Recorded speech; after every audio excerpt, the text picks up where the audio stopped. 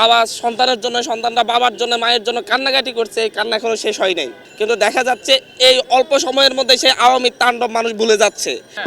আমরা আজকে অভ্যুত্থানের প্রায় 6 মাস পরেও আজকে আমরা শহীদদের লাশ চোখে দেখছি। আজও আমাদের শহীদের বাবারা কান্না করছে, কিন্তু দেখেন এই 6 মাসের মধ্যে অনেক পরিবর্তন আমরা লক্ষ্য করছি। আমরা দেখছি এখন আবার আওয়ামী লীগকে পুনর্বাসনের চেষ্টা করা হচ্ছে। যারা খুন করেছে, যারা হত্যা করেছে, এখনো ওনাদের মতো অনেক বাবার এখনো তাদের সন্তানকে এখনো খুঁজে পাচ্ছে না। তাদের সন্তানদেরকে, অনেকের সন্তানদেরকে সেদিন আমরা মোহাম্মদপুর গিয়েছি, মোহাম্মদপুরে দেখেছি এক ছেলে তার বাবার লাশ খুঁজছে এবং সে বলতেছে তার বাবাকে যে কোনো জায়গায় কবর দিয়ে দেওয়া হয়েছে, তার বাবাকে তারা খুঁজে পাচ্ছে না এবং কান্না করে বলতেছে তারা যেরকম আমার বাবাকে জানাজা ছাড়া কবর দিয়েছে তাদেরও যেন আল্লাহ এরকম করে।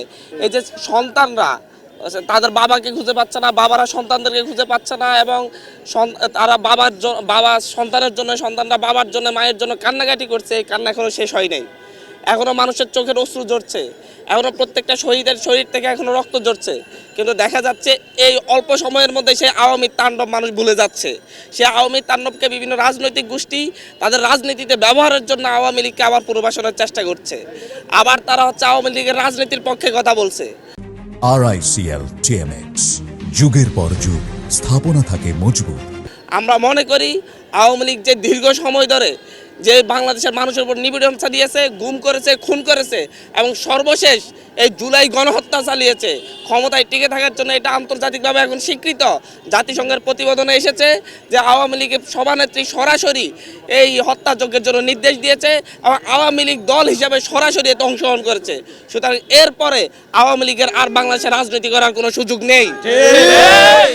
কোনো অপশক্তি যদি তাদের রাজনৈতিক হীনস্বার্থে আওয়ামী লীগকে বাংলাদেশের রাজনীতিতে আনার জন্য আবার প্রচেষ্টা চালায়, হয়তো বা এর বিরুদ্ধে প্রতিবাদ করতে গিয়ে আমরা আরো 2000 জন শহীদ হব, কিন্তু আওয়ামী লীগকে বাংলাদেশে আর রাজনীতি করতে দিবে না। এই শহীদের বাবারা তাদেরকে রাজনীতি করতে দিবে না, শহীদের সন্তানরা রাজনীতি করতে দিবে না।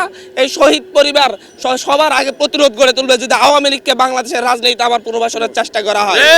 পাশাপাশি দিল্লিতে বসে বসে শেখ হাসিনা এখনো যে ধরনের ষড়যন্ত্র করছে, এখনো সেখানে বসে বসে এই দেশের মানুষকে হত্যার জন্য ইন্ধন দিচ্ছে।